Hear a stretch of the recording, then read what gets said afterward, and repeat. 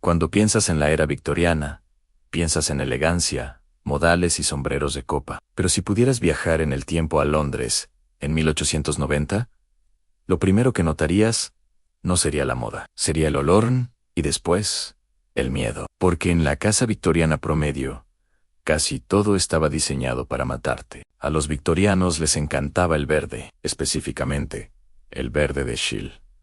Era vibrante y no se desteñía. Lo usaban en vestidos, juguetes y sobre todo, en el papel de pared de los dormitorios infantiles. El problema es que ese verde estaba hecho de arsenito, de cobre. O sea, arsénico puro. Cuando había humedad, el papel liberaba un gas tóxico invisible. Miles de niños morían misteriosamente en sus camas.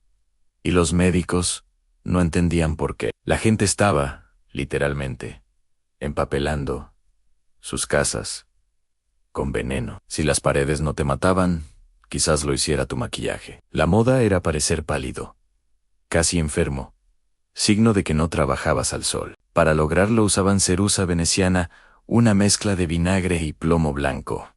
El plomo se absorbía por la piel. A los 30 años, muchas mujeres de la alta sociedad tenían parálisis facial, calvicie y la piel gris y podrida. La solución: ponerse más maquillaje para taparlo. Un círculo vicioso letal, pero quizás lo más extraño para nosotros es su relación con la muerte. Las fotos eran caras y raras. A veces, la única oportunidad de tener una foto de un familiar era cuando ya había muerto. Los vestían con sus mejores ropas, les abrían los ojos o se los pintaban sobre los párpados. Posaban con ellos como si estuvieran vivos. Nos parece macabro, pero era su forma de decir adiós, en una época donde la mitad de los niños no llegaban a los 5 años, y si eras pobre, la pesadilla era peor. Los niños eran perfectos para limpiar chimeneas porque eran pequeños. Los Master Sweeps compraban huérfanos de 4 años y los obligaban a subir desnudos por tubos de 20 centímetros, llenos de hollín caliente. Muchos se atascaban y morían asfixiados. Los que sobrevivían desarrollaban el primer cáncer industrial conocido de la historia, en cáncer de escroto,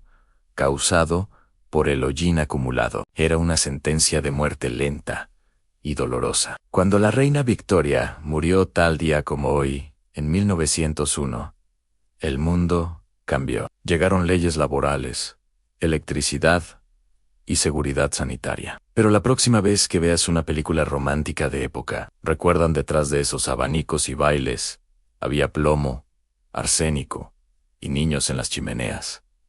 Vivirías en esa época si fueras rico. Yo no me arriesgaría con el papel de pared. Suscríbete para más historia sin filtros. La era victoriana. Corsés, bailes de salón, poesía lánguida y miradas robadas detrás de un abanico. Una época de elegancia, progreso y muerte por todas partes. Sí, eso último. Olvida las novelas de Jane Austen. Si tuvieras una máquina del tiempo y aparecieras en el Londres de 1880, tu primer pensamiento no sería «qué sombreros tan elegantes», sino «¿qué es ese olor? ¿Y por qué todo parece diseñado para matarme?». Porque, seamos sinceros, en la casa victoriana promedio, el peligro acechaba en cada rincón, desde el papel de la pared hasta el colorete de tu mejilla. El color de moda del siglo XIX era un verde esmeralda, brillante y cautivador. Lo llamaban verde de Shield. Era el pigmento perfecto, ambarato, intenso y duradero. Se usaba para todo, en vestidos de alta costura, flores artificiales, dulces para niños y, sobre todo, para empapelar las paredes de las casas. El ingrediente secreto de este verde tan ideal: arsenito de cobre, para que nos entendamos, arsénico. Mucho arsénico. Mientras el papel estaba seco, todo iba más o menos bien, pero en el húmedo clima de Inglaterra, el papel de pared mohoso liberaba el arsénico en forma de gas.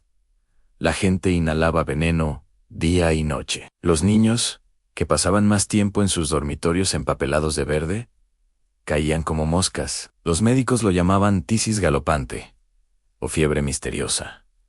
Nadie sospechaba del precioso papel de flores. Estabas, literalmente, viviendo dentro de una cámara de gas, gloriosamente decorada. Si las paredes no te mataban, tu rutina de belleza lo haría. El ideal de belleza victoriano para una mujer de clase alta era parecer pálida, frágil, casi tuberculosa. Era un símbolo de estatus.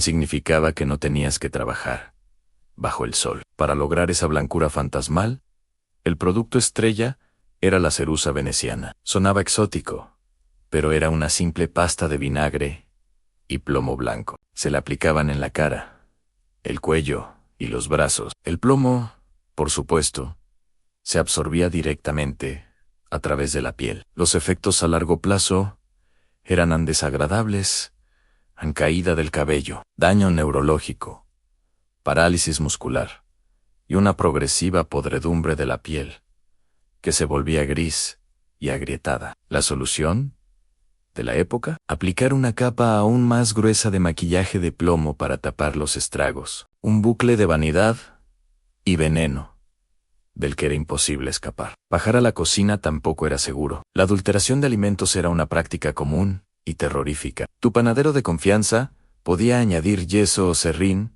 a la harina para aumentar el volumen. La leche se aguaba y se le añadía tiza para que pareciera más blanca y espesa. Tus encurtidos tenían un verde sospechosamente vibrante. Probablemente les habían añadido sulfato de cobre. El té se estiraba con hojas usadas y hasta con virutas de hierro. Y los dulces de los niños, de colores brillantes y llamativos, a menudo estaban teñidos con pigmentos tóxicos como el cromato de plomo o amarilo, o el ya mencionado verde de arsénico. Cada comida era una ruleta rusa. ¿Te sentías mal por todo el plomo y el arsénico? Mala suerte, porque una visita al médico podía ser peor. La teoría de los humores seguía vigente, y la solución para casi todo era la sangría.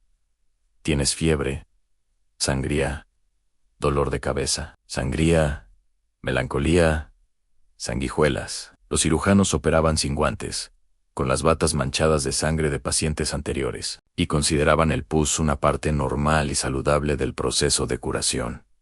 La anestesia era nueva, y se desconfiaba de ella. Y para las mujeres, cualquier dolencia, desde la ansiedad hasta la simple irritabilidad, se diagnosticaba como histeria, un supuesto trastorno del útero. El tratamiento podía ir desde un masaje pélvico realizado por el médico hasta la extirpación del clítoris o los ovarios, un aterrador, con la muerte siendo una visita tan frecuente. Los victorianos desarrollaron una relación muy particular con ella. La fotografía era una tecnología nueva, cara, y un evento único en la vida. Para muchas familias, la única oportunidad de tener un retrato de un ser querido, especialmente un niño, era después de que hubiera muerto. Nació así la fotografía post-mortem. Se vestía al difunto con sus mejores ropas, se le sentaba en sillas especiales, con soportes ocultos para mantenerlo erguido, y, a veces,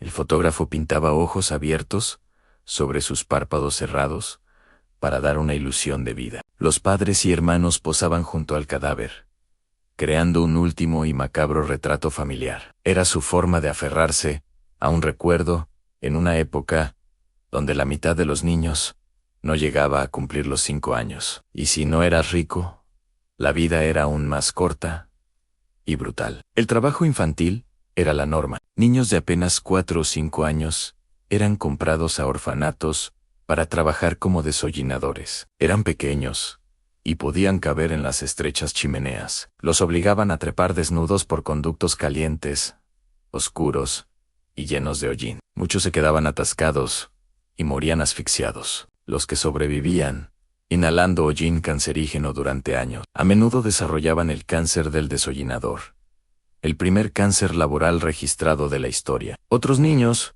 trabajaban en fábricas de cerillas, donde el fósforo blanco les provocaba una enfermedad llamada mandíbula difósforo, que hacía que el hueso de la mandíbula se pudriera, literalmente. La revolución industrial se construyó sobre los pequeños cuerpos de su generación más joven. Cuando la reina Victoria murió en 1901, el mundo comenzó a cambiar. La ciencia, la regulación y un nuevo sentido de la responsabilidad social empezaron a hacer la vida un poco menos letal. Así que la próxima vez que te quejes de que no hay Wi-Fi o de que tu café no está lo suficientemente caliente, recuerda la alternativa. Una época de belleza mortal, comida venenosa y despedidas macabras. Así que, dime, ¿sigues queriendo viajar a la era victoriana? Yo me quedo aquí. Gracias. Y si quieres más dosis de historias sin filtros, ya sabes qué hacer. Suscríbete. ¿Creías que habías escapado? ¿Que con evitar el papel de pared verde y el maquillaje de plomo, ya estabas a salvo en la era victoriana? ¡Qué ingenuo! La Casa de los Horrores victoriana tiene muchas más habitaciones. Si la primera parte te pareció macabra, prepárate, porque vamos a sumergirnos en los olores, las modas y las creencias que hacían de la vida diaria una trampa mortal. Hablemos del olor que mencionamos al principio. En el verano de 1858, Londres vivió un evento conocido como el Gran Hedor. El río Támesis, que durante siglos había sido la principal fuente de agua de la ciudad, era también su alcantarilla principal. Todo iba a parar allí. Desechos humanos, basura, residuos industriales, cadáveres de animales. Imagina un río de sopa tóxica fermentando bajo el sol de julio. El olor era tan insoportable que la gente se desmayaba en las calles. Las cortinas del Parlamento tuvieron que ser empapadas en cloruro de cal para que los políticos pudieran respirar. Pero el olor no era lo peor. El verdadero asesino era invisible en el cólera. La gente bebía de fuentes contaminadas por el mismo río. El médico John Snow demostró que el brote se originaba en una sola bomba de agua. Pero la creencia popular era que la enfermedad se transmitía por el miasma, el mal aire. Irónicamente, fue el insoportable hedor lo que finalmente obligó al gobierno a construir el sistema de alcantarillado de Londres, salvando incontables vidas. La moda victoriana no era solo incómoda, era letal. Empecemos con el corsé. El objetivo era lograr una cintura de avispa, a veces de tan solo 40 centímetros. Para conseguirlo, las mujeres se apretaban en una jaula de ballenas y tela que les comprimía las costillas y desplazaba sus órganos internos. El hígado se aplastaba, los pulmones no podían expandirse completamente, provocando desmayos constantes, los famosos vapores, y la digestión era una tortura. Pero si el corsé te mataba lentamente, la crinolina lo hacía de forma rápida y espectacular. Estas enormes faldas armadas con aros de acero podían tener varios metros de diámetro. Eran increíblemente inflamables. Un simple rose con una chimenea, una vela o una cerilla caída, y la mujer se convertía en una antorcha humana. Se estima que miles de mujeres, incluyendo a las hermanastras de Oscar Wilde, murieron quemadas vivas, atrapadas en sus propias jaulas de moda. Con la muerte tan presente, no es de extrañar que los victorianos se obsesionaran con contactar con el más allá. El espiritismo se convirtió en una auténtica fiebre. En salones oscuros, las mesas levitaban, las panderetas sonaban solas, y voces del otro lado susurraban mensajes a sus seres queridos. Los médiums, a menudo mujeres, entraban en trance y producían ectoplasma, una sustancia blanquecina que supuestamente era la manifestación física de los espíritus. Por supuesto, la mayoría eran fraudes. El ectoplasma solía ser gasa o tela de queso que el médium regurgitaba en el momento oportuno. Y los espíritus eran cómplices escondidos. Pero una sociedad traumatizada por la pérdida, la gente estaba desesperada por creer. Era el consuelo perfecto en la era del duelo y un negocio muy lucrativo para los estafadores. El progreso también traía sus propios peligros. La iluminación de gas fue una revolución que iluminó las oscuras noches victorianas, pero las tuberías de gas, mal instaladas y sin apenas mantenimiento, a menudo tenían fugas. Una chispa podía provocar una explosión devastadora, y si no explotaba, el gas podía filtrarse silenciosamente, llenando la casa de monóxido de carbono y asfixiando a familias enteras mientras dormían. Además, los tejidos de la época, como el algodón y la muselina, no estaban tratados con retardantes de fuego. Las voluminosas cortinas, los quemazones largos y la ropa de cama podían prenderse con la llama de una vela o una lámpara de gas, convirtiendo una simple distracción en un infierno. El hogar, supuestamente el lugar más seguro, era una trampa de fuego y veneno. Así que ahí lo tienes. Si sobrevivías al veneno de tus paredes, a la comida adulterada, a la moda asesina y a los médicos sangradores, todavía tenías que preocuparte por no morir quemado o asfixiado en tu propia casa, mientras un estafador intentaba contactar con tu tía muerta. Cada día, en la era victoriana, era un logro. Así que la próxima vez que leas sobre su elegancia y su pompa, recuerda el hedor, el fuego y el fraude. La historia es mucho más interesante cuando dejas de romantizarla. Suscríbete si te atreves a conocer más verdades incómodas.